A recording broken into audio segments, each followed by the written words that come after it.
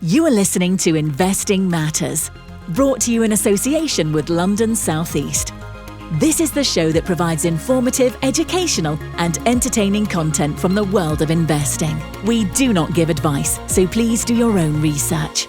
Hello and welcome to the Investing Matters podcast. My name is Peter Higgins, and today I have the great privilege of speaking with Todd Wenning, author, blogger, presenter, and currently the senior investment analyst at Ensemble Capital, HQ'd in San Francisco, America. Welcome, Todd. It's a joy to be here. Thanks, Peter. Thank you very much for joining us, Todd. I know it's early in the morning for you, so I'm going to try and be as gentle as I can with you as possible with this interview. Now, Todd, you've got nearly 20 years in the investment industry and experienced. You've been published or quoted in the Financial Times, Barron's, Morningstar, Investors Chronicle, Motley Fool, and financial analyst journalists and numerous other media outlets. So you're well known and highly regarded. And some of the things we're going to talk about later in this interview has actually gone viral because you've shared such investment nuggets. Now, I want to start, if I may, with you telling us about the first sort of interest you had in the investment industry and what sparked that interest, if I may. Wow. Thanks for that very nice introduction. So I was a history major in college, and I intended to be either a teacher or a lawyer. And, I got to my senior year and still didn't know what I wanted to do. And after I graduated, I took the LSAT, which is the American Law School acceptance exam. Didn't study enough for it, didn't do very well. So that made me rethink what I wanted to do with my life. And I applied for a paralegal job. I went to school in the Philadelphia area and at St. Joseph's University, and decided that I'd also apply for a job at the Vanguard Group. I hadn't really even heard of the Vanguard Group, but they were about 10 miles away from my college, and I decided might as well give it a try. And they took a good chance on me and saw my undergraduate study performance. And I think they really liked the fact that I had run the admissions office's outbound call center when I was in school. So I had phone skills. And I think that was the key thing for them. And so they decided they would train me, license me, get me on the phones and talk with clients. And that really got me interested in the industry in the first place. And I thought, well, even if I don't like this, I'll do it for 2 years, learn how to manage my retirement accounts, and go be a lawyer or do something else. But once I got into this industry, as anyone who's been into it understands, it's a liberal art. And there's a great book, in fact, called The Last Liberal Art. And it's a great way to pull in all different disciplines into your daily life. And from there, I just got hooked, and I continued to study investing, and I ended up where I am here. Not a bad place to start, though, Vanguard, given the size of it, though. What do you think? I got very fortunate and very lucky. I remember getting my licensing book. They sent it to me before I started.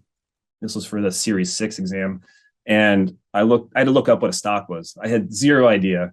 And I knew from experience, from talking with people, that Vanguard was very highly regarded. And with hindsight, there wasn't a better place to start my career. Every employer that I interviewed with since was just, very impressed with, my starting out at Vanguard. And, more importantly than anything, Vanguard stands for trust and integrity in the industry. And that's a great way to get started. I mean, I was being taught the lessons of Jack Bogle when I was 22, 23 years old. And it just stuck with me. And I have such high regard for Jack Bogle. Brilliant. Yeah. So Vanguard, what proceeded after that? Other jobs, careers, movements. Take us all the way up to December 2017, joining Ensemble, please.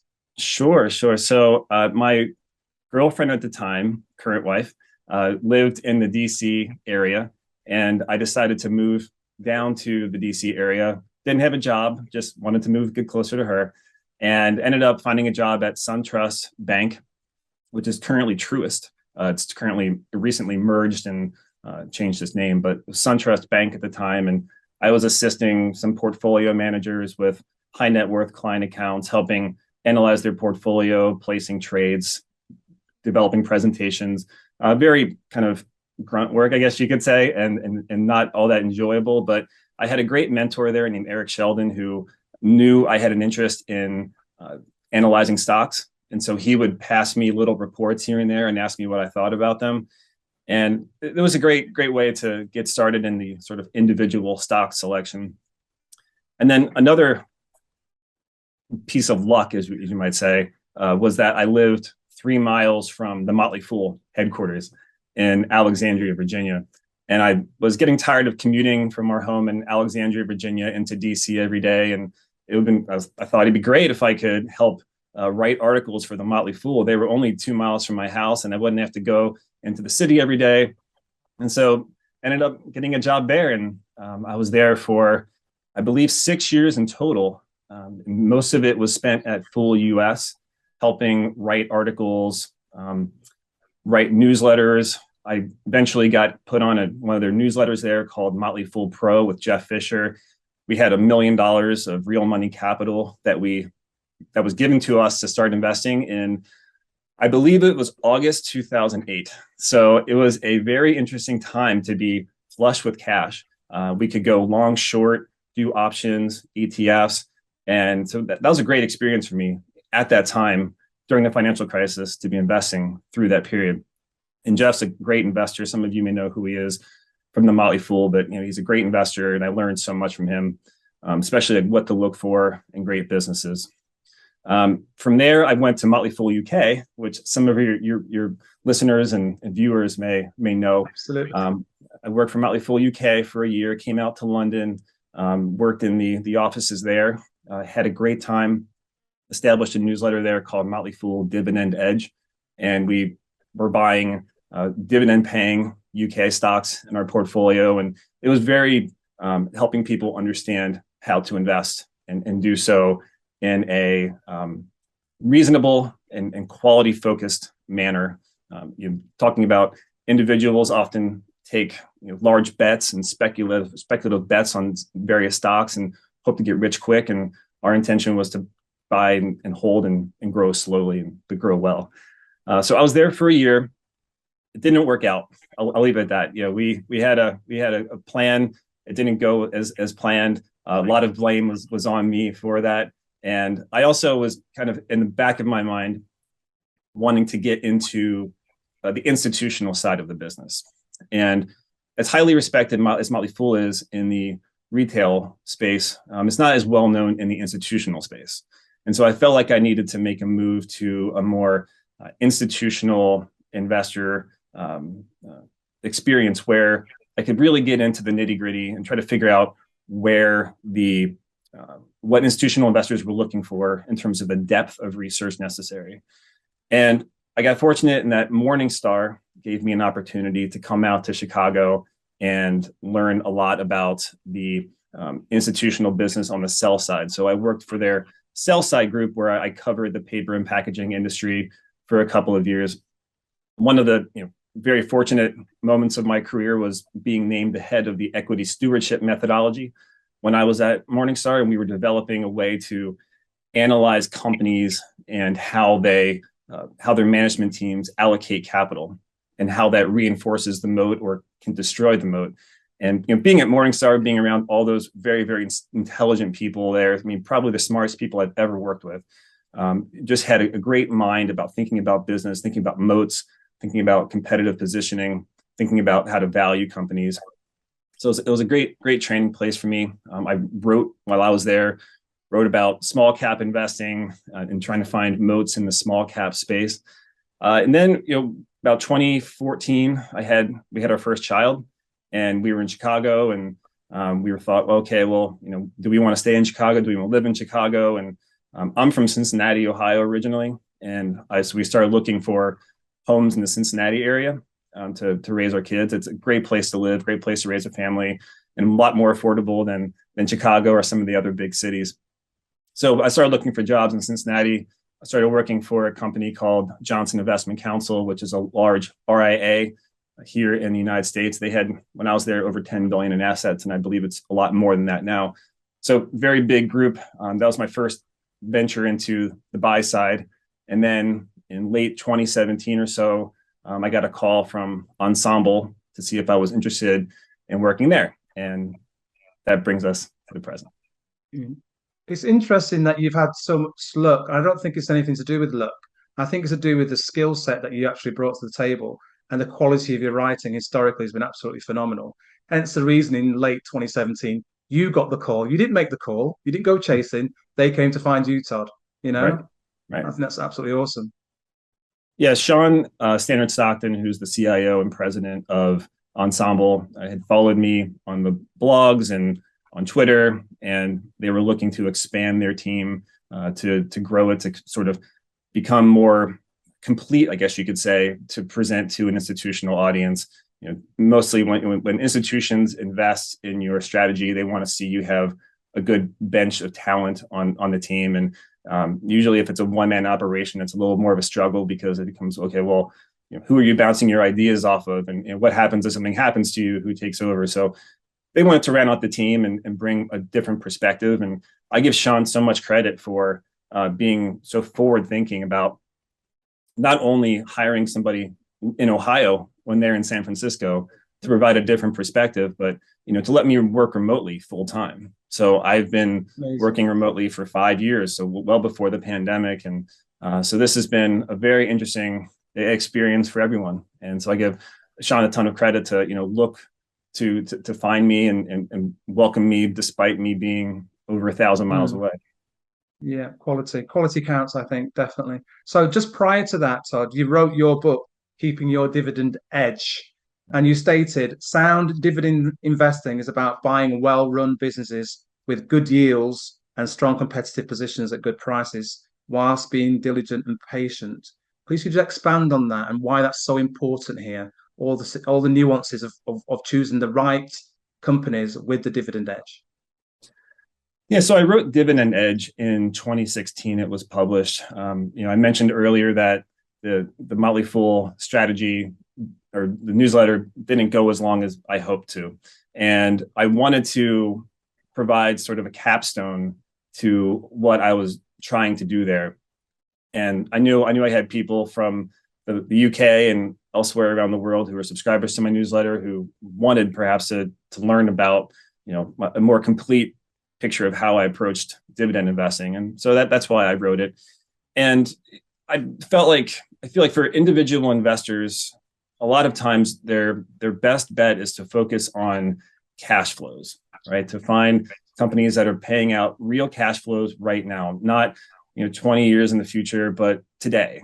And focus on the dividend growth, and that will account for a lot of your returns, right? It's your dividend yield plus your dividend growth, plus any changes in the price to earnings ratio over the time of your holding, that gives you approximately what your total return will be. So that comes back to the fundamentals, right? A company that's paying cash flows today that can grow the dividend over the next 5, 10, 15, 20 years, which is not a foregone conclusion, as we've seen. A lot of companies have cut their payouts, they stop growing it, and that becomes an issue. So my focus was really on trying to find those companies, helping investors find those companies that can grow their payouts over time. And that's not an easy task to do. It sounds simple, but it's very hard to do in practice. And I hope that with the book, I provided some guidelines on how people can do that. And we actually do something similar at Ensemble, even though we are more growth oriented and we are not dividend focused.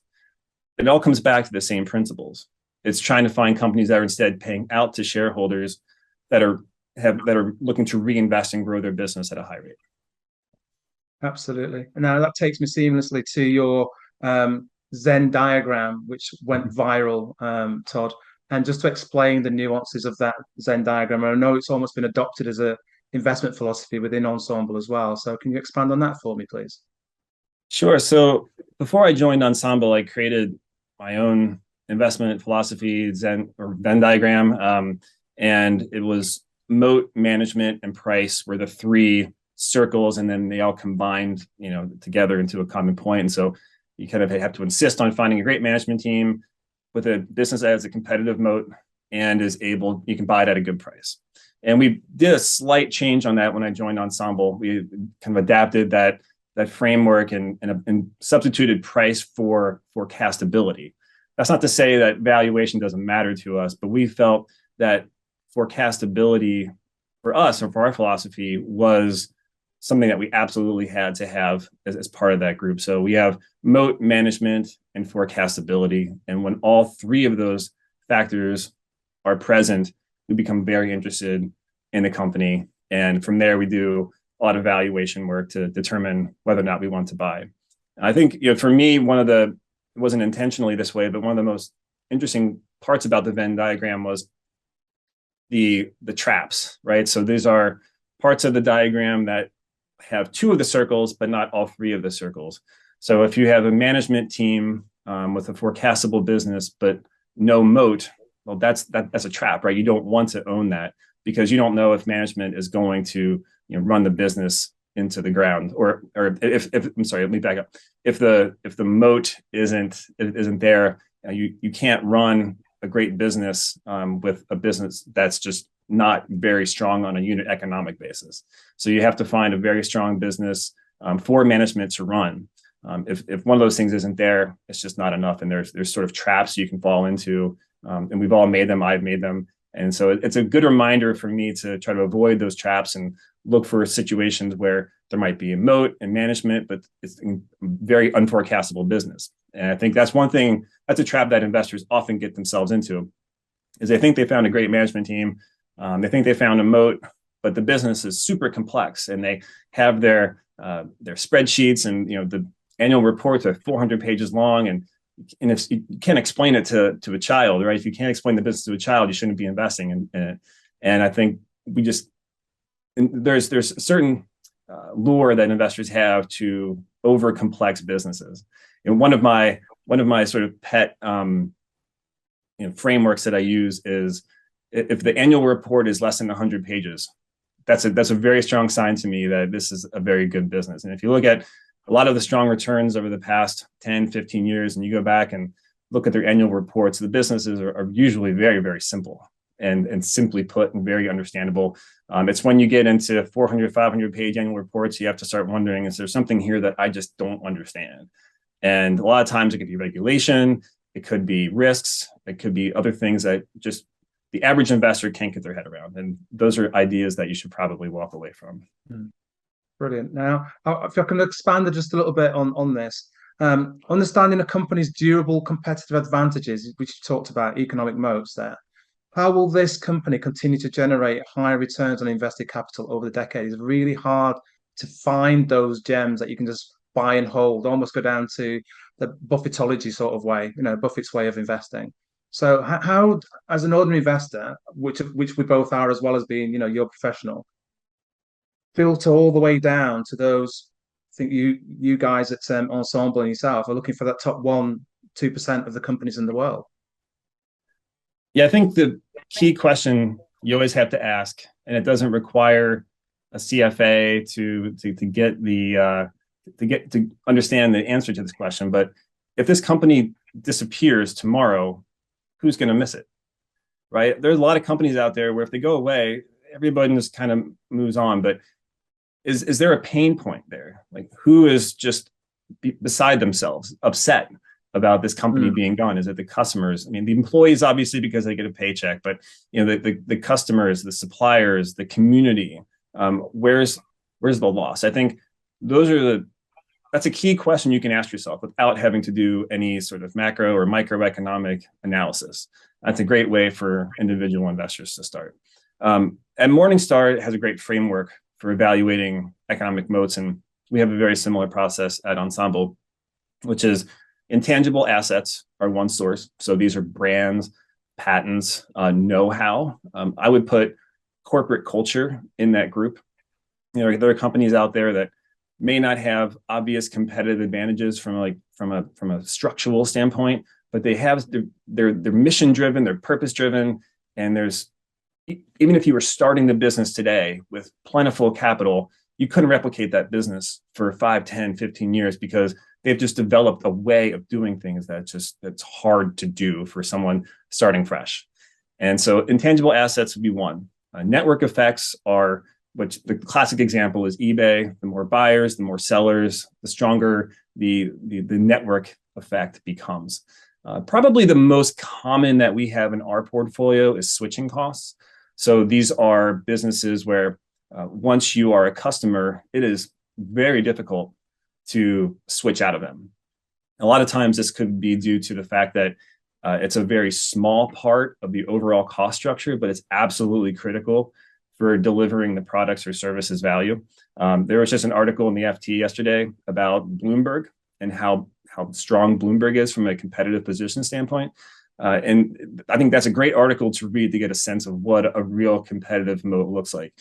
For financial professionals like myself, it is an indispensable tool. There are other tools out there that try to attack it from certain niches, but even though the user interface is from the 1980s, we just get used to it as financial professionals, and it's just an indispensable tool. So the switching cost to us for getting out of Bloomberg, even though it's a very expensive piece of equipment every year, it far outweighs the cost to us, and so it becomes an automatic renewal for us. So that's just an example of a private business with a strong competitive moat that due to switching costs. So ask yourself, how much does this product cost, and how critical is it to the business's daily activities? It could be, we own, for example, Paychex in our portfolio, which is a payroll processing software. And there's nothing particularly special about the software, but if you're a small business owner, the last thing you want to do is mess up payroll, right? And we don't do that. Right. And so the overall cost to your structure is very low, but it's just absolutely critical to your business to operate in the way you want it to. So that's an example of switching costs. There's two other moat sources from Morningstar that are also applicable, or low cost competitive advantage. So these are companies that the larger they get on a unit basis, the cost is just so small that it's very difficult to compete with them. You could have, if you're doing commodities, if you are on the low end of the cost curve, if you're close, for example, to the source of the raw material that your competitors can't do, that's a huge advantage, right? To be able to produce at a much lower cost. You can withstand much lower prices in the commodity market and still make a profit, whereas someone who's on the other end of the cost curve is panicking and trying to get volume through their system just to make some money. Yeah. And then the final moat source is efficient scale. This is a debatable one, but it basically is a rational oligopoly. It's saying that if the cost of someone entering the market, where two companies sort of dominate, and they're generating returns on invested capital, they're just above their cost of capital. If another entrant comes in, everybody else's returns on invested capital drop below the threshold of their cost of capital, and nobody makes money. So it's just this sort of idea that there's a natural resistance to letting new entrants into the market. There's no economic value for the new competitor to come in. Brilliant. I mean, we've seen lots of competition coming up towards Visa and MasterCard over the last 5-10 years, and they seem to just go like that, and then their growth just seems to just stagnate, and they just stay up the top there, just going, yeah, we're all right. But maybe that duopoly will be smashed at some stage. Now, Todd, can you tell us a little bit about the firm you work for, Ensemble Capital, their philosophy, the strategies that are embedded within the company, and your role within the company, please? Sure. So Ensemble Capital is a wealth management firm. We're based in San Francisco, California. As of the end of the quarter, I believe our firm assets under management was about 1.2, 1.3 billion. Our equity strategy was just a touch under $1 billion at the end of June quarter. And so we run about 20 to 25 companies in the portfolio. They're all US traded. So we own some international companies. We own Ferrari and Nintendo, for example, but they have both trade on the US exchanges. And so we're focused on 20 to 25 companies that we consider to be in the top 1 to 2% of the overall quality group. I mean, that was one thing that Sean really taught me, was when I came in, I was used to maybe coming from the newsletter space or coming from the Johnson Investment Counsel where I worked before, where we had 70 companies in the portfolio. He really drilled it into my head that we have to own 1 to 2% of the best. We can't have the top 10%. We need the top 1 to 2%. And that's a challenge because I like coming up with new ideas and finding new companies, but it has such a high hurdle. We have to find just the cream of the crop, the top 1 to 2%. And that makes it a really strong motivator to really dig into businesses and try to find what we call the hook, like what's different about this business that the market doesn't understand. Because I mean, if a company is top 1 to 2%, people already know it's a great company. It's not like they're coming out of nowhere. And so if you're going to make money in those types of stocks, you have to find something that the market doesn't yet fully appreciate about the business. And for example, Chipotle is a company that which is a Mexican restaurant chain, mostly in the U.S., but they're growing some international. The hook for us there was that it's a fresh food supply chain advantage. So at Chipotle, there are no freezers, no microwaves, no canned foods. Everything is prepared fresh. And some of your listeners may know that in 2014, 2015, they had a massive foodborne illness scare. And that was because as they grew, their supply chain hadn't really caught up with their growth. And so mistakes were made. And that created a whole E. coli and stomach flu issues. And so that really damaged their brand, but they've bounced back considerably. And one of the reasons we think so is they've controlled and improved their fresh food supply chain. So people might look at it, and one of the knocks we often hear is that it's just a really expensive burrito shop. But that's not really what it is. It's freshly prepared food with Central American flavorings. And that's it, right? They're not just selling burritos. They're selling bowls. They're selling other items that can be customized to your order. But the key thing is that they have this scale so they can offer you freshly prepared food at a very reasonable price. And that's really hard to do. And when we were researching Chipotle, what we found was that most restaurants in the United States struggle to get out of their home region. So they might have a very successful chain in, say, Tallahassee, Florida, or in Kansas, but to get outside of that region, you have to have word of mouth enthusiasm, because if you take the business from Kansas and go to California, well, no one in California has ever heard of it. So you have to have this word of mouth to kind of break out of the local dominance. And Chipotle is one of two companies really that has done that, has scaled to a national level over the past 10 years, the other one being Panera. And so they've really broken free of that classic ceiling for a great restaurant chain, which is kind of regional dominance. And so it's just a remarkable business. Their rebound has been great. Great management team. And that's an example of kind of the hook that we're looking for when we're finding these great businesses, and why they might be still underappreciated by the market. Brilliant. I love that. I mean, obviously, lots of people remember the hiccups that happened at Chipotle, but they seem to be sorting all that out now. Now, I want to talk about being at the 22 Berkshire Hathaway annual meeting in Omaha. Yeah. You presented for Ensemble Capital a thesis on Massimo at the MOI Best Ideas Conference, which I think is absolutely awesome that you're able to do that. Please can you tell us a little bit about that company, but also a little about the experience of, I'm going on stage, I'm going to present at this is such a huge event, Todd. Yeah, that was such an honor to be asked by John and Tyler at MOI to come speak at the event. My first Berkshire meeting, this was probably my 5th or 6th meeting.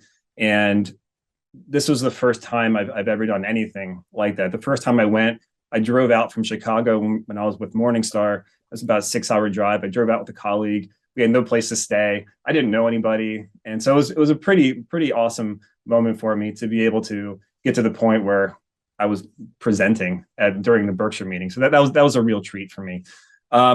So the company Massimo is a medical device company that if you go into the ICU or the emergency room, they put those little kind of bandages on your finger with a light, and they read your pulse oximetry levels. And they basically dominated the emergency ICU, NICU market because their sensors are extremely accurate, especially in moments of motion and low perfusion, which is kind of low activity at the extremities of your body.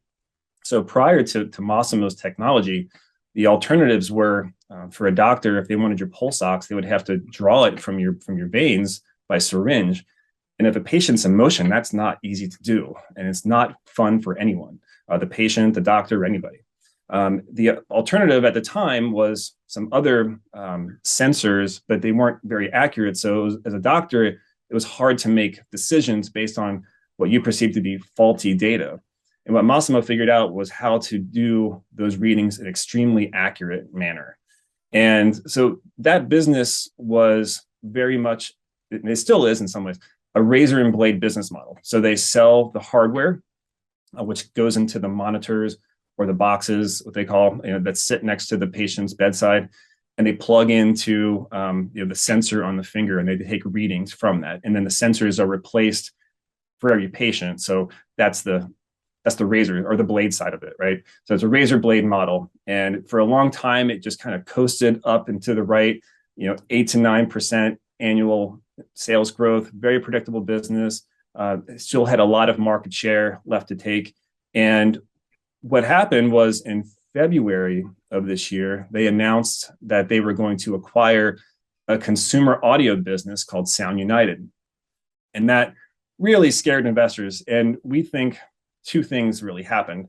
First is it was just a failure of communication on Massimo's part.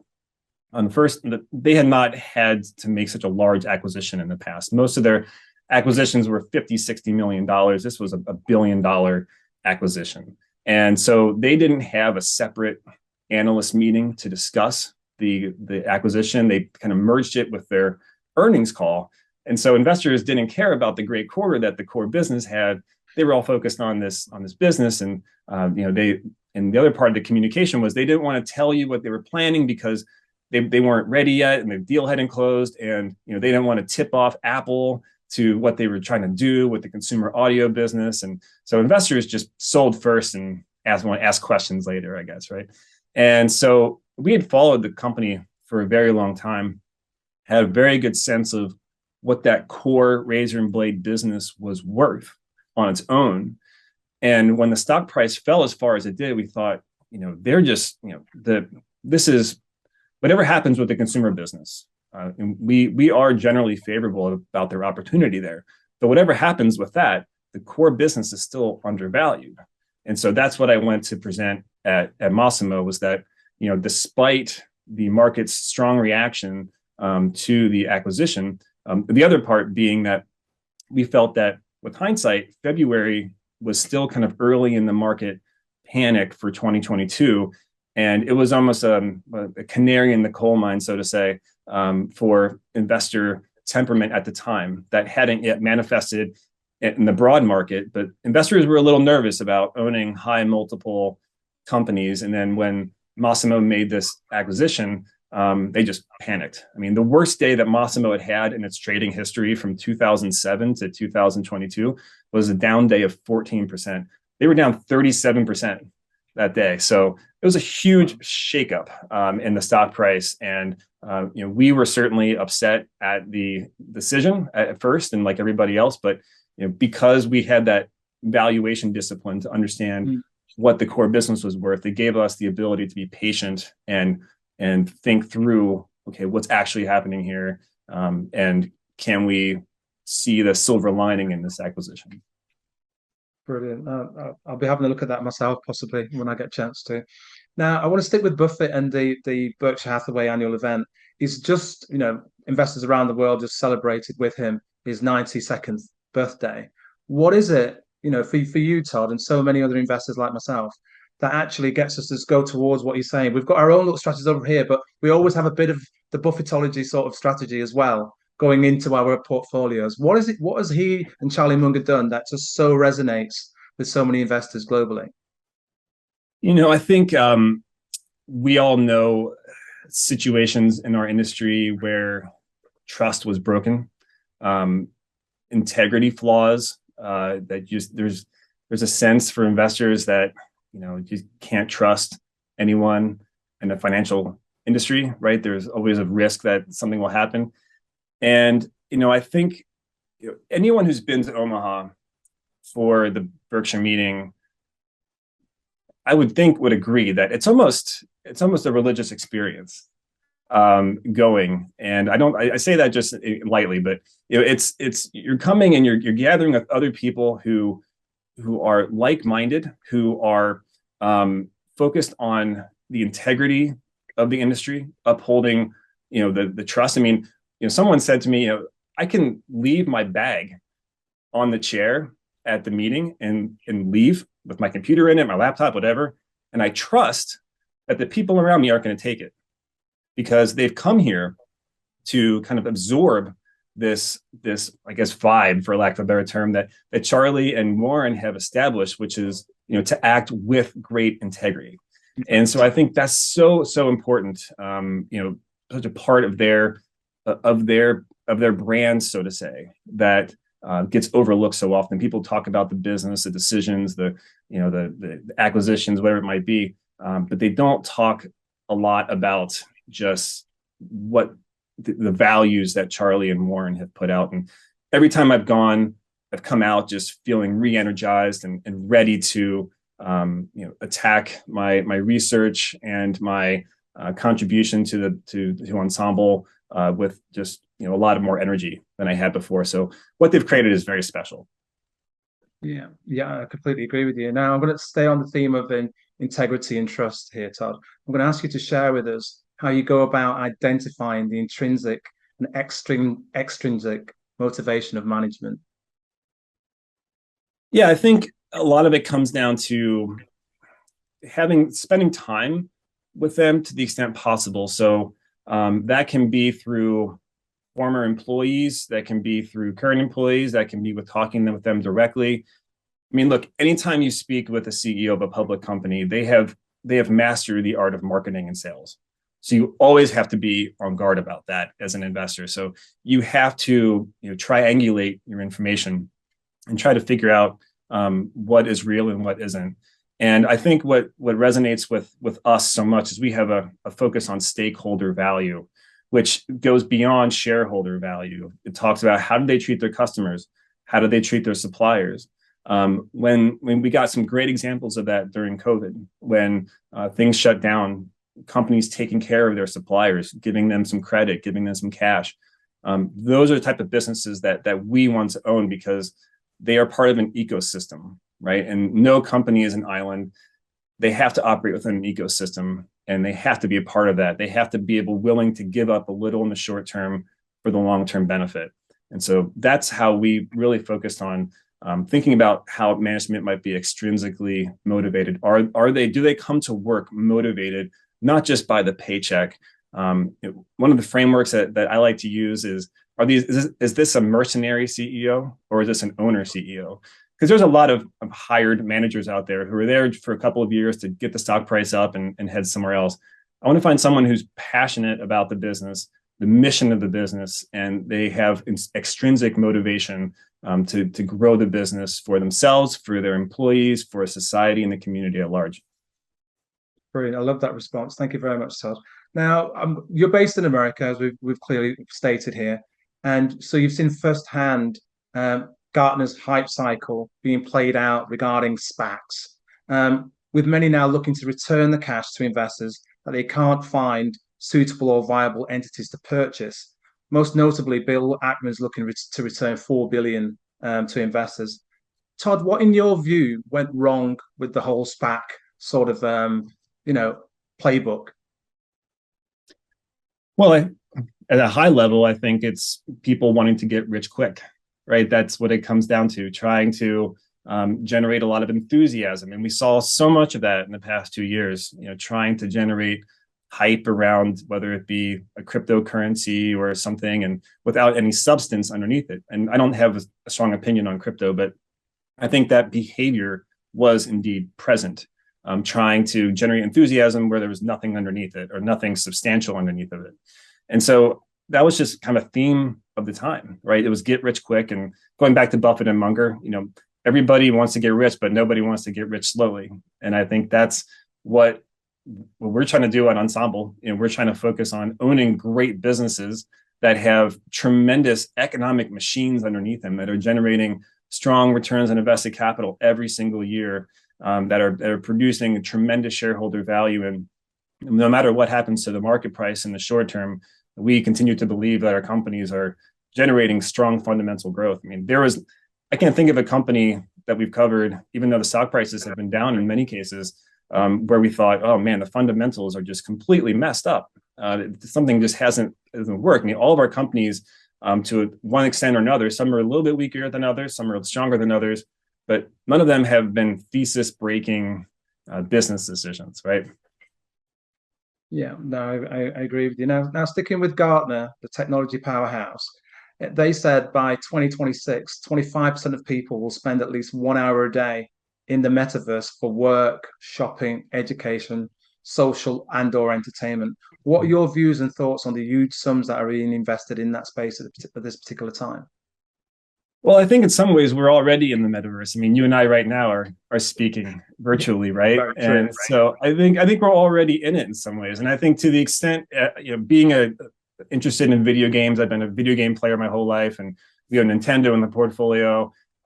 There's certainly an opportunity to have a digital experience become more a part of your daily routine. I think the whole virtual reality side of things might take a little bit longer than thought. I have an Oculus 2. I've used it, but it's not part of my daily routine yet. There's not a killer app, so to say, with the Oculus 2 yet that really draws you into that world. And it is an incredibly immersive experience. And I think being a remote employee, I can sympathize with the draw to that kind of virtual community where maybe my colleagues in San Francisco and I can converse on the metaverse, right, and have more of a presence versus just a two-dimensional view of each other over Zoom. So that could be a bigger part of it. People could do more retail, more shopping. Companies can perhaps not invest as much in their brick and mortar. They can create some experiences that are unique in the metaverse. But I think that's going to be more of a challenge. I am more confident in more of a slow transition to that than any sort of quick jump into the virtual world. I mean, it took the internet till Web 2.0 to really become a part of our daily lives. And I think something similar will happen with the metaverse. Brilliant. Thank you. Now, the other huge theme that's going about at the moment, and with lots of money being thrown at it as well, is that of sustainability and ESG investing. And more and more investors want access to that.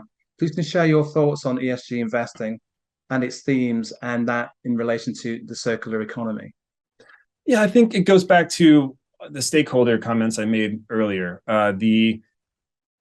We don't approach it from a strict ESG approach, but what we want to avoid are companies that are trying to do unsustainable things sustainably.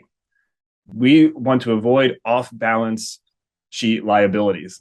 And those are situations that may not qualify for ESG or may be included in ESG indexes, but we want to avoid companies that are trying to do something that's just not working, but they're trying to do it anyway.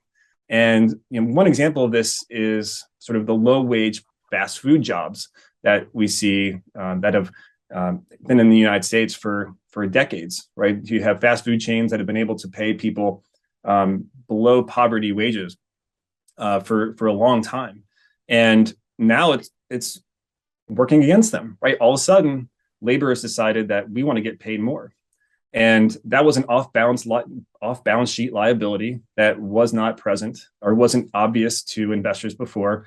But now these companies are struggling, and now they have to make a decision. Do we have to ramp up in robotics? What do we have to do? And that's a real change from their previous business model. I mean, the classic example is all the banks during before the financial crisis. I mean, Chuck Prince had that great quote about when the music's playing, you got to keep dancing. Well, that's just not what you want to see as an investor. And so that's what we try to avoid getting involved with, whether it's environmental, if the company's doing something bad to the environment that may not be a big deal to most people, but we see it as a risk. We don't want to be a part of that. Governance, same thing with social aspects. I mean, we don't want to be invested in companies that we believe at present are creating off-balance sheet liabilities for themselves.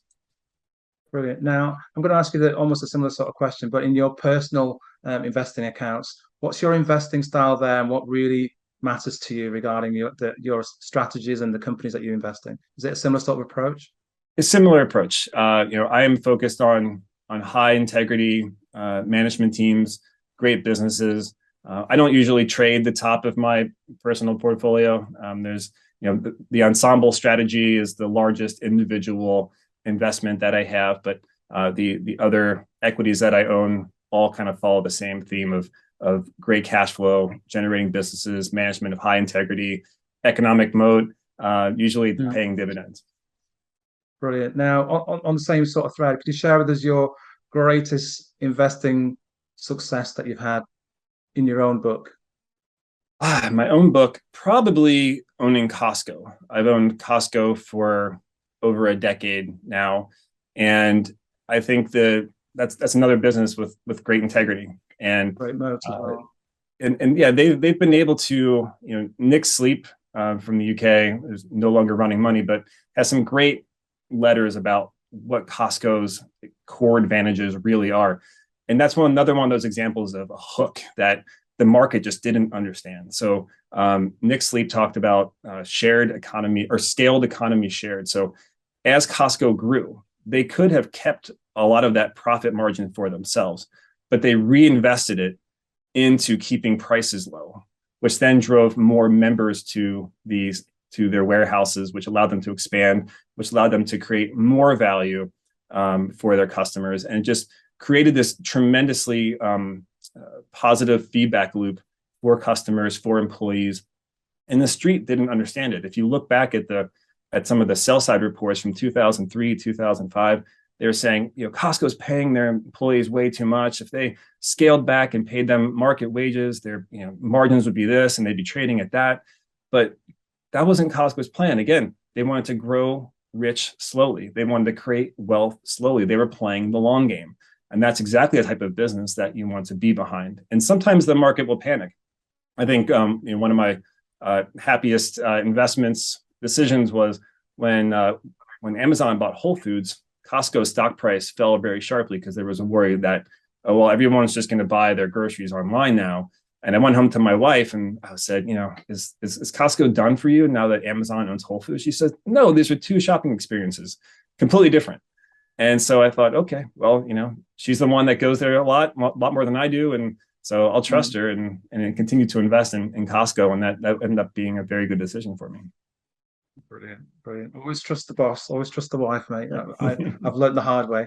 Now, we can't have this conversation and this interview with you, Todd, without talking about one of your greatest passions, sports. I'm not going to say the name or the club. You tell us all about your love of sports. Yeah, so I grew up playing sports. I was a kind of sort of a high level baseball player in my day. I didn't play at a minor league or professional level, but I loved playing baseball when I was in high school, and played basketball for a little while too. And so I've always grown up with it. In the Midwest, when you're 6 years old, they hand you a football, right? And you learn how to play. And so it's always been a big part of my life. And when I moved to the UK, I was deciding on which football team to support, and that was when Clint Dempsey, fellow American, was at Fulham, and I decided to become a Fulham supporter. And it's been a bumpy road here for the past couple of years, but they're in great form this year, so I'm happy to see it. Good to hear that. Now, the other aspects of your and the reason why we're having this conversation as well is that you also do quite a lot of work for charities in and around the community. So please will you share with us some of that as well? Yeah, so probably the charity that we do the most supporting of is Ronald McDonald Charity Houses. And in fact, we were first exposed to Ronald McDonald Charities when we were in London. My wife would go to volunteer at a Ronald McDonald House. I believe it's in Lambeth. I could be wrong, but it's in south of the river. And so she had a great experience there. And so what Ronald McDonald Charities do is they provide temporary housing for families of kids who are in the hospital for long stays and don't have a local residence. And And when we moved back to the States, we continued to support the charity. When we were in Cincinnati, Cincinnati is blessed with one of the top 3 or 4, however you want to scale it, children's hospitals in the U.S. And it's like Philadelphia, Dallas, Boston, and Cincinnati are the top 4. And even though Cincinnati is maybe the 35th largest metropolitan area in the U.S., so we're very blessed to have that hospital here, and particularly us, because my daughter got sick a couple of years ago. I was in the hospital for 19 days, and we were fortunate to live 20 minutes away. But there are so many families that come in from all over the country and the world to go to Cincinnati Children's Hospital, and so we do a lot of support for the Children's Hospital, or the Ronald McDonald House in Cincinnati. We bring food, we donate financially, we support in every way we can. So it's a great charity, great cause. When you're a parent and your child's in the hospital, the last thing you want to worry about is where you're going to stay. And so it's a great way for families to have a little piece of home when they're not home. So we very much encourage any listeners to check it out. Yeah, I'll make sure I add that link if you, when I'll get it from you later on. Okay. Todd, we've covered all my questions. I've thoroughly enjoyed that. We've covered the whole, yardage of investing, I think. Next time I'll probably try and get a bit more into the moat side of things, but it's been an absolute pleasure to speak to you again. Me too. Wishing you all of the success you can get working with the team at Ensemble Capital. So that was Todd Wenning, author, blogger, presenter, and also presenting at the Omaha events going forward. Fantastic. Senior investment analyst at Ensemble Capital. Thank you ever so much, Todd, for joining us today from America in Cincinnati. Thanks, Peter. Thank you very much. Take care. God bless. Sure.